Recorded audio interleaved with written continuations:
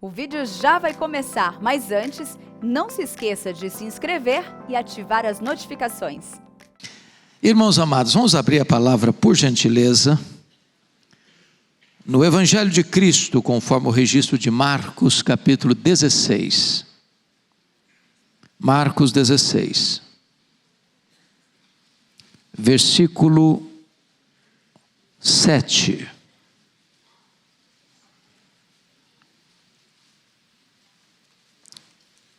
Marcos 16, versículo 7. Eu queria que toda a igreja lesse comigo esse texto. Vamos juntos. Mas ide, dizei a seus discípulos e a Pedro, que ele vai adiante de vós para a Galileia, lá o vereis, como ele vos disse. Amém. Eu quero tratar do seguinte tema nesta noite: queda e restauração. Para mim, uma das vidas mais emblemáticas da Bíblia é a vida de Pedro. Eu não conheço ninguém mais parecido com você e comigo do que Pedro. Falamos agora à tarde sobre Davi, um dos expoentes do Antigo Testamento. Agora falaremos sobre Pedro, um dos expoentes do Novo Testamento. Pedro foi um homem que teve experiências incríveis e intensas com o Senhor. Ele nasceu em Betsaida, ali às margens do mar da Galileia, filho de João. Ele era irmão de André. Ele foi pescador, ele foi até um empresário de pesca, e ele foi chamado por Jesus para ser discípulo, para ser pescador de homens. Ele andou com Jesus, e ele escutou Jesus, ele viu Jesus fazer milagres, ele viu Jesus levantando paralíticos, ele viu Jesus curando cegos, ele viu Jesus curando mudos e surdos, ele viu Jesus purificando leprosos, ele viu Jesus ressuscitando mortos. Este homem foi um líder. Todas as listas dos apóstolos do Novo Testamento, ele encabeça todas elas. Líder natural, um homem de temperamento quente, às vezes falava antes de pensar, um homem contraditório às vezes, um homem de altos e baixos, de avanços e recuos, de subidas e quedas, de coragem e covardia. Um homem que era capaz de fazer declarações belíssimas sobre Jesus: tu és o Cristo, Filho do Deus vivo, para depois tentar afastá-lo do projeto de Deus. Capaz de fé robusta: se és tu, manda-me ter contigo por sobre as águas, para depois naufragar. Capaz de fazer promessas de fidelidade inegociável, ainda que todos te abandonem, eu jamais, para em seguida negar Jesus covardemente. Antes de você criticar Pedro, eu quero dizer que Pedro habita em você. O sangue dele corre em suas veias. A medula dele está em você. O coração dele bate no seu peito. Aqui eu quero examinar com vocês, à luz desse texto, que trata da restauração dele. Em primeiro lugar, se ele precisa restaurar, é porque caiu. E quais foram as causas da queda de Pedro? E por que estamos examinando isso? Os sermões chamados biográficos, pastor Erival, parece que são mais fáceis para a gente do que um sermão de uma nomenclatura ou de um tema, porque a gente se identifica com a pessoa. Nos vemos no rosto da pessoa. E a pergunta é: por que esse homem caiu? Quais foram os degraus que esse homem desceu na sua queda? E eu queria hoje que vocês tivessem Bíblia aberta, porque para a gente assimilar não basta ouvir. Quando você ouve e você vê, você cresce na assimilação. Então, A primeira coisa que eu elenco aqui nas Escrituras, que levou Pedro à queda, foi a sua exagerada confiança em si mesmo. Então agora vamos abrir a Bíblia para olhar isso. Por gentileza, olha comigo o que ele escreve em Mateus 26:35, o que está escrito em Mateus 26:35. Olha a afirmação dele. Leia comigo, por gentileza. Mateus 26:30, vamos todos juntos. Disse-lhes Pedro: ainda que me seja necessário morrer contigo, de nenhum modo te negarei.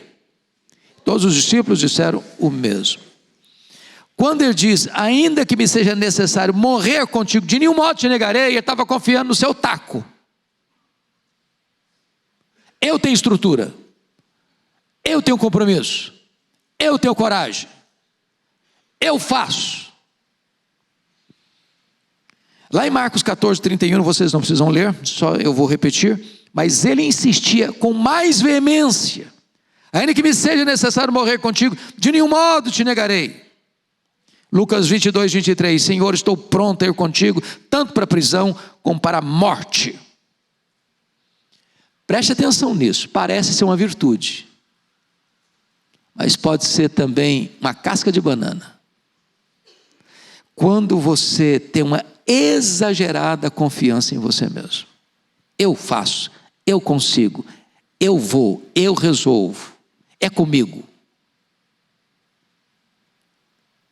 Confiar em você mesmo é um perigo.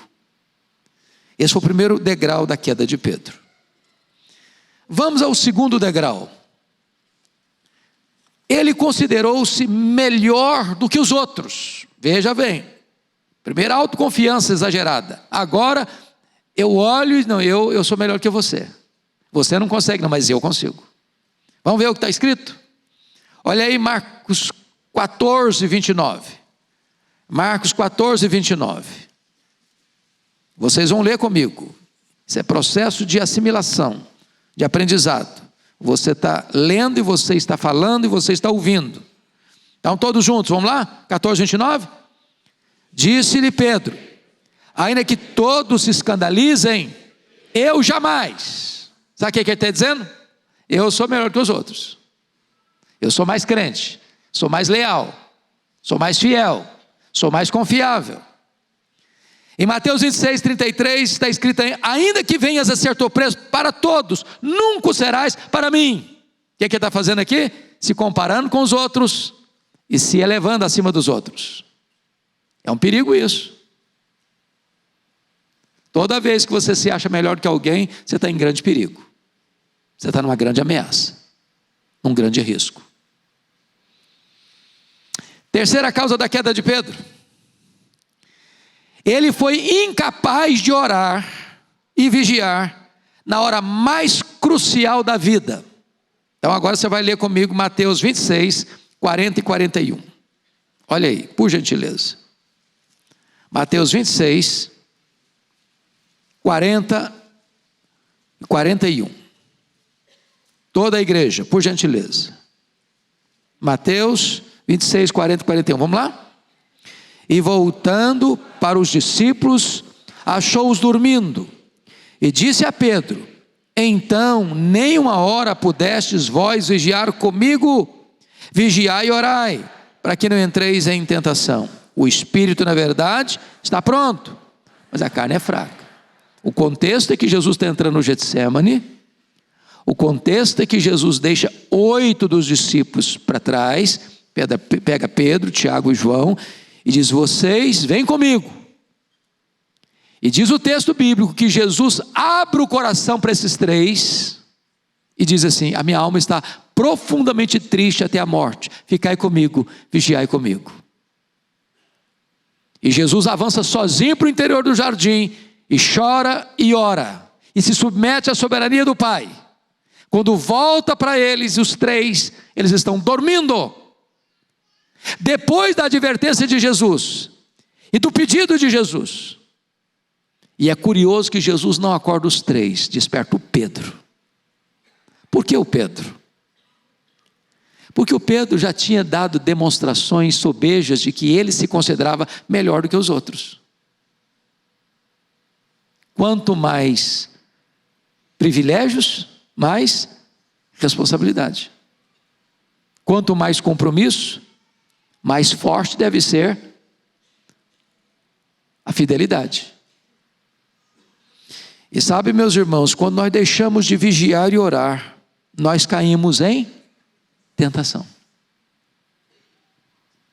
Se Pedro, apóstolo de Jesus e líder dos apóstolos, caiu em tentação, não pense você que você está livre. Quarto lugar, sabe por que Pedro caiu? Terceiro degrau da queda do Pedro?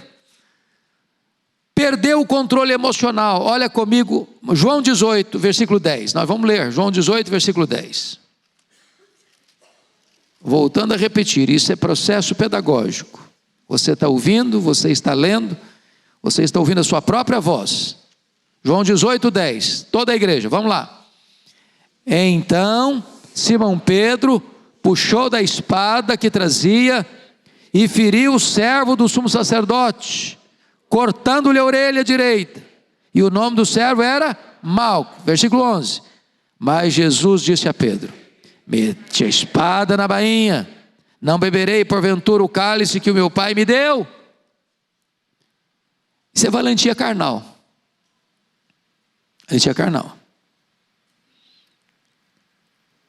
É destempero emocional. É descontrole. É falta de domínio próprio. É entrar na guerra errada, contra as pessoas erradas, com as armas erradas, com motivação errada. Jesus chegou a dizer para Pedro: se eu precisasse desse tipo de ajuda, Pedro, eu rogaria ao Pai e Ele me mandaria mais de 12 legiões de anjos. Você tem ideia de o que representa 12 legiões de anjos? São 72 mil anjos. Um anjo só matou 185 soldados assírios ao redor de Jerusalém. Agora, o que pode fazer 72 mil anjos? O pastor Arival brincou conosco, com o jeito que ele tem, que só ele pode falar. Se eu falar, vai virar um escândalo. Ele fala, todo mundo ri, ninguém fica com raiva dele, é uma bênção, isso é dom de Deus. Tem hora que você fica irritado. Tem hora que você dá vontade de fazer algumas coisas.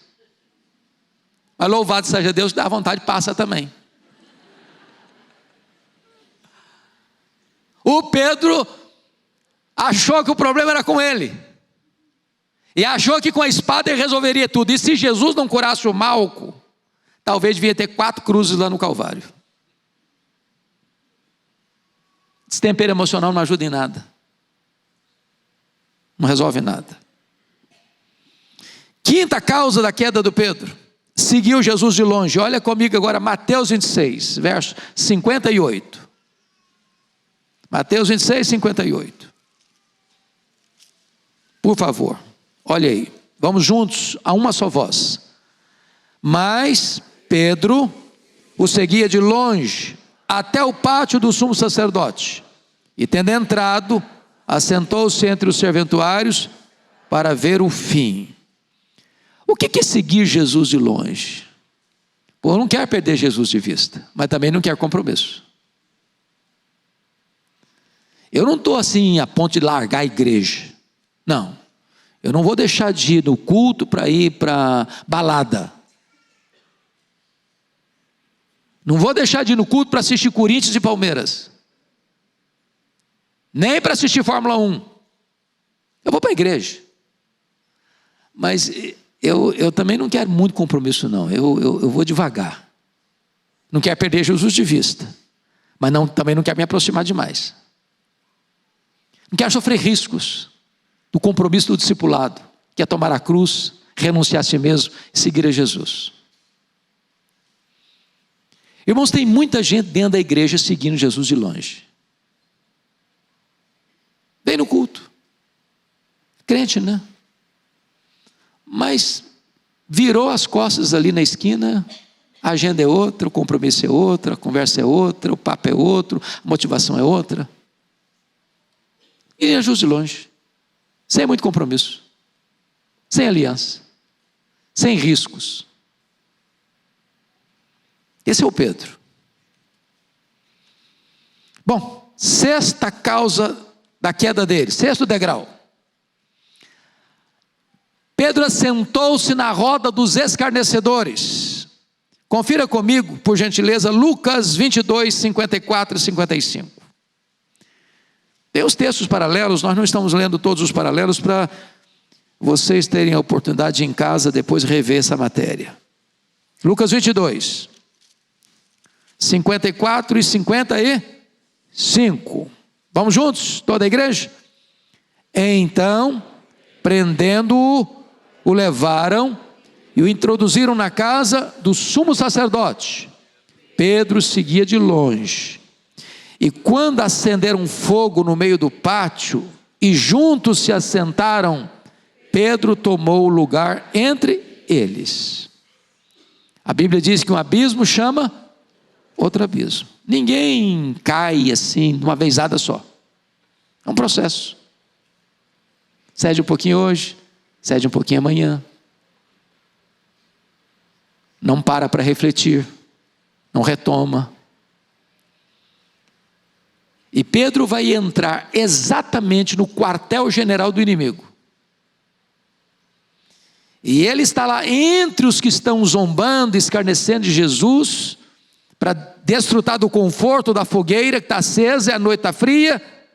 Ele se assenta exatamente no meio deles.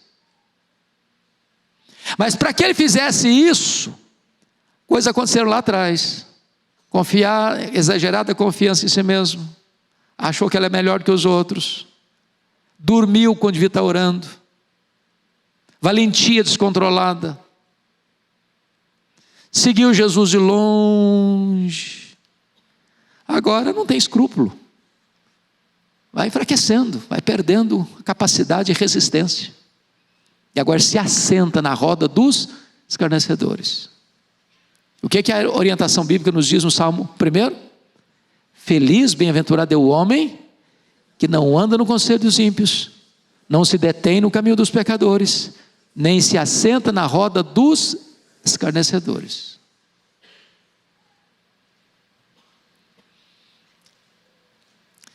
Houve uma época, pastor Ival, que lá em Vitória nós fizemos uma programação inusitada, até arriscada diria. Naquele ano eu disse para o conselho da igreja assim: esse ano nós não vamos fazer retiro, esse ano nós vamos para o miolo da crise, nós vamos para o miolo da tempestade, nós vamos para dentro do carnaval, evangelizar. Alguém falou: pastor, mas não dá para evangelizar no carnaval não, é complicado demais. Sabe qual a conclusão que nós chegamos? 30% das pessoas que estão nas passarelas, bebendo, correndo atrás de um trio elétrico, fumando, bebendo e drogando, passaram por uma igreja evangélica. São chamados crentes desviados. E quando nós chegávamos para abordar a pessoa na rua, no meio da confusão, a pessoa desatava a chorar. Nós a levávamos para um lugar mais íntimo, secreto, orar por ela. E ela em lágrimas voltava para casa, se arrependendo do seu erro. É um processo. Processo. Daqui a pouquinho a pessoa está lá no meio da coisa. Crente, servo de Deus. Foi cedendo pouquinho a pouquinho. Mas o último degrau da queda do Pedro foi que ele negou Jesus 3 vezes. Abra sua Bíblia em Mateus 27, por favor. Aliás, Mateus 26. Mateus 26, por gentileza. Versos 60 a 62. Mateus 26, 70, 72 e 74. São 3 versículos, porque é um crescendo, e você vai entender porquê. E só Mateus coloca esse crescendo aqui, tá? Por isso nós estamos lendo Mateus. Então, primeiramente, vamos ler Mateus 26, 70. Toda a igreja comigo. Ele, porém, o negou diante de todos, dizendo: não sei o que dizes. Só até aqui. Ele negou diante de todos.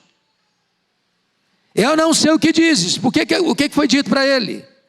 Também tu estavas com Jesus o Galileu. Ele negou diante de todos. Eu não sei o que vocês estão falando. Agora vamos ler o versículo 72, toda a igreja. E ele negou outra vez com juramento. Não conheço tal homem. Qual é a ascensão? Qual a intensificação do problema? Na primeira vez ele nega. Na segunda ele nega com juramento. Eu juro que eu não conheço Jesus. Terceiro grau, ou degrau da queda aí. Versículo 74, vamos lá. Então começou ele a praguejar e a jurar: não conheço esse homem. Imediatamente cantou o galo. Então ele negou. Segundo, ele negou com juramento. Terceiro, ele negou com praguejamento. Ele jurou e blasfemou, falou palavrão. Eu não conheço Jesus. Fundo do poço. Sabe o que está acontecendo aqui? Negou seu nome, negou sua fé, negou seu apostolado, negou o seu Senhor. Pedro, fragmento de pedra, mentira. Pedro, pó. Apenas pó. Se você está censurando Pedro, se você está criticando Pedro no seu coração, Pedro mora dentro de você. O coração dele bate em seu peito. O sangue dele corre em suas veias. Nem você, nem eu somos melhores do que Pedro. Mas louvado seja Deus, vamos ver agora a restauração. Porque a Bíblia trata de restauração. Não importa quão longe você tenha ido, não importa quão profundamente você tenha caído, Jesus está aqui hoje para restaurar você. Você que está nos assistindo, não importa onde você esteja, como você esteja, Jesus está nesta noite aqui para restaurar a sua vida. Então vamos ver as causas da restauração de Pedro. Primeiramente, o olhar compassivo de Jesus. Olha aí, Lucas 22. Abra aí, Lucas 22, 60 a 62. Lucas 22.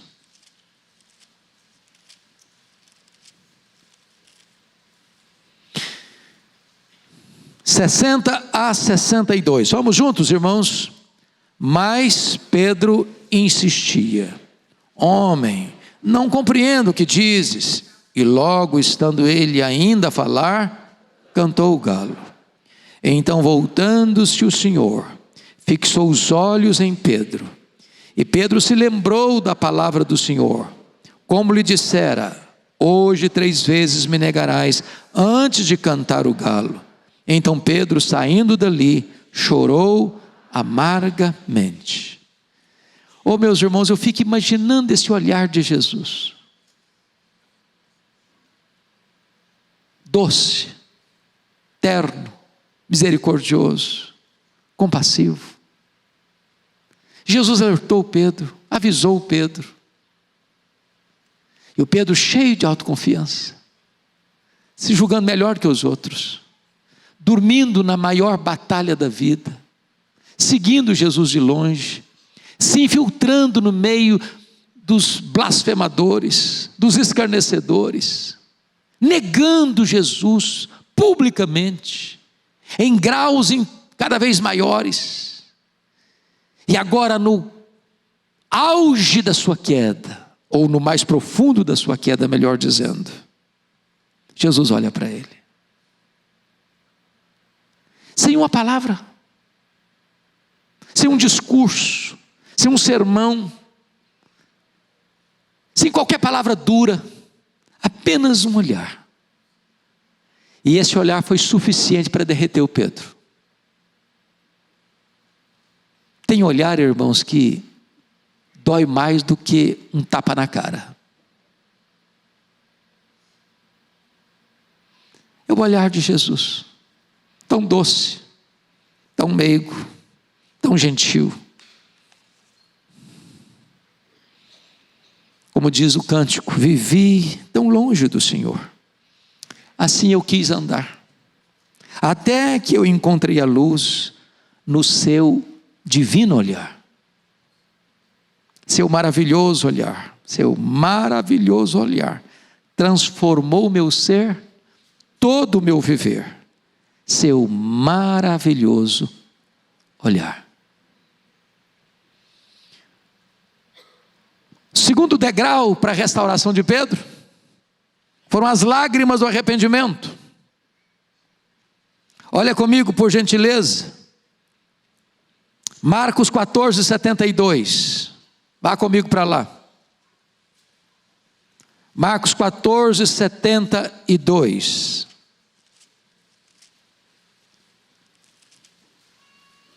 Por gentileza, igreja, vamos juntos. E logo cantou o galo pela segunda vez.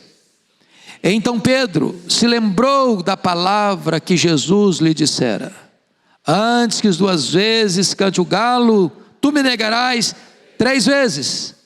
E caindo em si, desatou a chorar. Mateus 26, 75 diz: e saindo dali chorou amargamente. E a ideia do amargamente na língua grega é como se estivesse brotando de dentro dele água podre, água suja. Irmãos, aqui para mim é o quebrantamento, coração derretido. Porque as lágrimas que vazam são exatamente o produto de um coração que se derrete no genuíno arrependimento. Alguém já disse que o mesmo sol que endurece o barro, amolece a cera. Há pessoas que caem e ao serem confrontadas se endurecem. Ou dão desculpas, como Saul. Mas um coração arrependido, ao ser confrontado, ele se dobra, ele se rende. E chega às lágrimas do arrependimento. Benditas lágrimas. É nessa conjuntura, né, pastor Arival, que está lá nas bem-aventuranças. Bem-aventurados os que choram, porque serão consolados. Ali não é o choro do desespero, ali não é o choro do remorso, ali não é o choro porque fui flagrado num erro que não podia ser flagrado, não, ali é o choro do arrependido. Choro do arrependimento. Terceiro degrau de Pedro, nesse processo da restauração,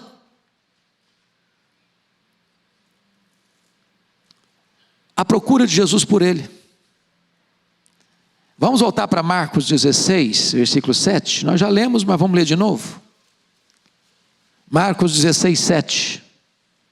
Leia comigo, toda a igreja. Mas ide, dizei a seus discípulos e a Pedro, que ele vai adiante de vós para a Galileia. Lá o vereis, como ele vos disse. Eu fico encantado com esse versículo. Porque na verdade, esta palavra é uma palavra do anjo às mulheres da Galileia. E é um recado de Jesus. Mas Pedro era discípulo e aliás o líder deles. É uma redundância, é um pleonasmo. Dizer ide, dizer aos seus discípulos e a Pedro. Porque Pedro já é discípulo. Ele está incluído no grupo dos discípulos. Aliás, ele é o líder dos discípulos. Mas Jesus menciona especificamente o nome dele. E por que o faz? Porque certamente para Jesus, Pedro, nas suas angústias, das suas quedas múltiplas, não se sentia mais discípulo. Em outras palavras, é como se Pedro dissesse que para mim não tem mais jeito, fim de linha. Acabou. Eu fui um fracasso.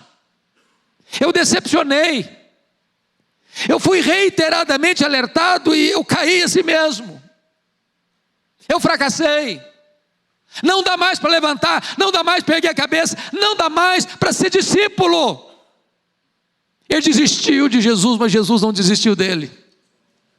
Isso é maravilhoso, sabe por quê? A graça de Jesus é maior que o nosso pecado. Talvez você diga: meu Deus, eu fracassei, eu caí, meu Senhor, eu envergonhei o teu nome, meu Senhor, quão profundamente eu caí. Eu quero dizer para você que Jesus está aqui nesta noite para restaurar você, para levantar você, para colocar você de volta no caminho da fidelidade, da graça, da salvação. Jesus está no seu encalço, procurando você.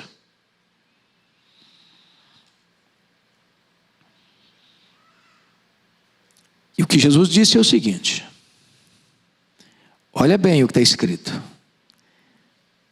e dizei aos seus discípulos e a Pedro que ele irá adiante de vós para a Galileia, lá o vereis, como ele vos disse.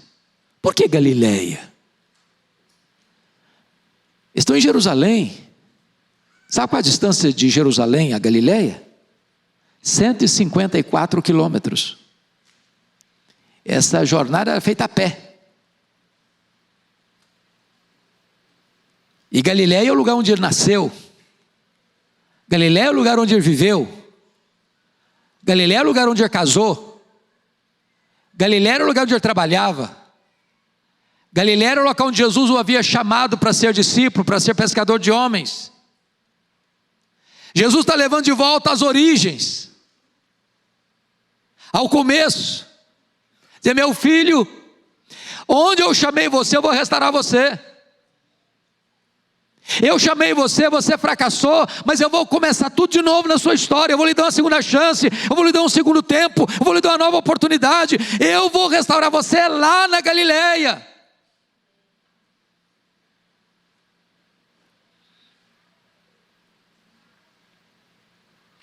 Quarta degrau da restauração: a pergunta de Jesus. Vamos para João 21, por favor. João 21. Versículos 15 a 17. Toda a igreja comigo, por gentileza. Por gentileza, vamos juntos. Depois de terem comido, perguntou Jesus a Simão Pedro: Simão, filho de João, amas-me mais do que estes outros? E respondeu: sim, Senhor, tu sabes que te amo. Ele disse: apacenta os meus cordeiros. Tornou a perguntar-lhe pela segunda vez: Simão, filho de João, tu me amas?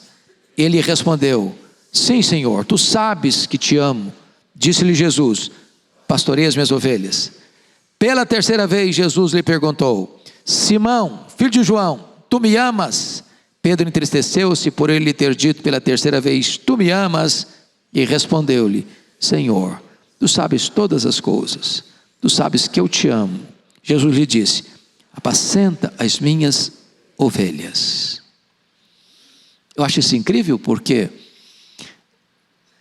quando Pedro chega na Galileia, João nos informa que Jesus não estava lá na hora que eles chegaram. E o Pedro, que era líder do grupo, disse assim para os seus colegas: eu vou pescar. E eles disseram: nós vamos contigo. E vamos pescar significa eu vou pescar, significa, olha, então chegou o fim da linha mesmo, então eu vou voltar para o passado, eu vou voltar para as redes, eu vou voltar para a minha empresa, eu vou largar esse projeto de ser discípulo. E naquela noite eles não pegaram nenhuma piaba. E eles estão voltando de madrugada, o dia está amanhecendo, e alguém andando na praia. Estão a 100 metros da praia, 200 côvados. E a pessoa que está aqui na praia pergunta para eles assim: filhos. Jesus não os chamou de covardes. Filhos. Nessa palavra filhos tem uma tonelada de graça. Uma tonelada de graça. Com todos os deslizes, com todos os fracassos, o Senhor chama filhos. Tendes aí alguma coisa de comer? Jesus não precisava dessa informação. Ele não faz essa pergunta porque quer ser informado, porque não tem esse dado na mão, para acordar a consciência deles. Não temos nada, então lance a rede à direita do barco e achareis. E Jesus empurra para a direita do barco 153 grandes peixes selecionados. Aí o João disse: é o Senhor, é Ele. Essas coisas só Ele faz. É Ele chegou, Ele está aqui, Pedro. E o Pedrão larga para lá as redes, o barco, os peixes, esquece tudo e vai ao encontro de Jesus. E ele chega na praia, tem um braseiro. Um braseiro. Sabe por que tem um braseiro ali? Só tem 2 lugares no Novo Testamento onde aparece a palavra braseiro. Foi onde Pedro negou Jesus e onde Pedro foi restaurado por Jesus. Jesus plantou aquele braseiro ali para curar a psique de Pedro, a memória de Pedro, as emoções de Pedro, para dizer para Pedro: Pedro, sabe por que eu botei esse braseiro aqui? Para mostrar para você que no cenário que você caiu, eu vou levantar você. No cenário que você me negou, eu vou dar a chance de você me confessar. No cenário que você foi um fracasso, eu vou restaurar a sua vida, porque a minha graça é maior do que o seu pecado. Jesus pergunta 3 vezes, mas na primeira pergunta Jesus diz assim: amas-me mais do que esses outros? Por que Jesus faz essa pergunta? Porque lá atrás o Pedro diz: ainda que todos te abandonem, eu jamais. Jesus está perguntando: você ainda acha que você é melhor que os outros? Você ainda acha que você é mais crente mesmo que os outros? Jesus pergunta 3 vezes, porque 3 vezes Pedro havia negado a Jesus. Para cada negação de Jesus, a graça é suficiente para levantá-lo. Porque onde alguém ama Jesus, tem chance de recomeçar. Eu fico pensando, pastor Arival, se fosse um presbitério bem conservador, bem cuidadoso com a doutrina, seguindo os passos constitucionais para restaurar o Pedro. Ô Pedro, agora você vai ficar afastado por um tempo. Você vai ficar no banco. Nós vamos arranjar um irmão aí, um psicólogo, para fazer uma trabalhada na sua mente, porque você está com a cabeça meio confusa. Você vai passar por um exame. Os outros apóstolos vão te interrogar, vão acompanhar você por um tempo. Se você demonstrar consistência, a gente vai por etapa restaurando você, tá bom? Você começa a frequentar a igreja, depois você tem licença para começar a pregar, depois você pode fazer mais alguns atos pastorais, então no final, depois de um tempo, você é restaurado. A única exigência que Jesus exigiu, ou pediu, ou requeriu de Pedro foi essa: tu me amas? Se você ama Jesus, você pode recomeçar. Pode recomeçar.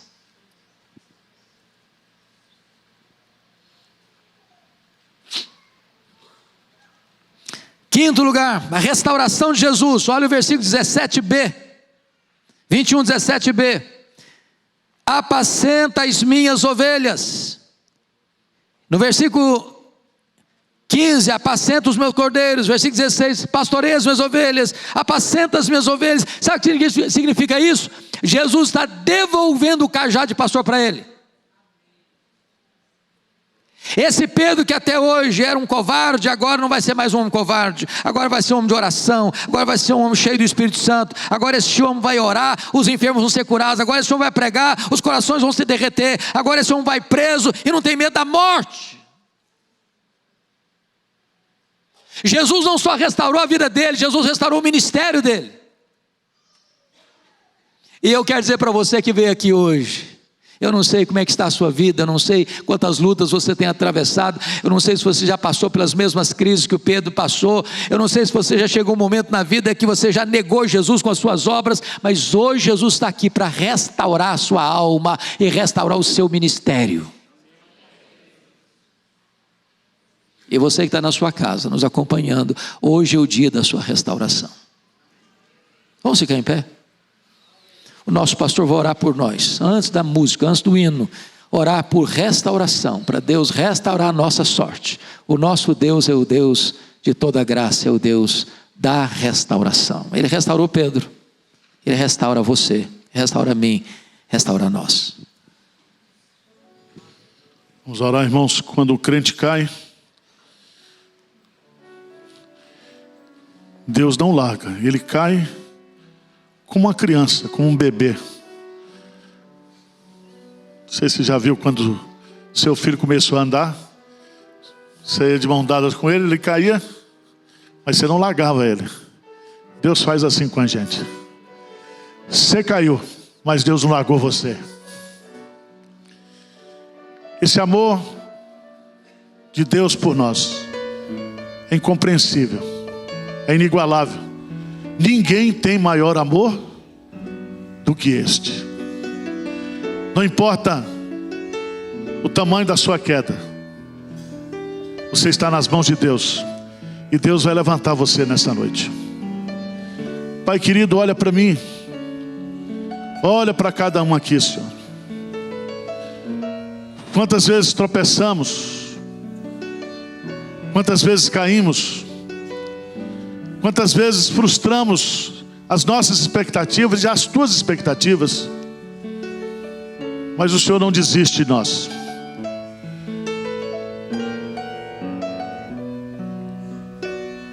Pessoas se alegram com a nossa queda. O inferno faz festa quando um crente cai, como fez com Sansão. Mas o Senhor é o Deus da restauração. O Senhor é o Deus que levanta os abatidos. O Senhor é aquele que restaura a alma, restaura a comunhão, restaura a identidade, restaura a autoestima. Faz isso, ó Deus. Ó Espírito Santo, Tu que estás presente aqui nesta noite, quebranta corações, levanta corações aqui nesta noite. Que a Tua graça irresistível, que a Tua graça soberana, que a Tua graça maravilhosa opere nessa noite aqui nesta. Tire de nós, ó Deus, toda soberba, toda vaidade. Coloca na nossa mente que o Senhor não permite que nós sejamos provados além das nossas forças, mas juntamente com a provação vem o escape.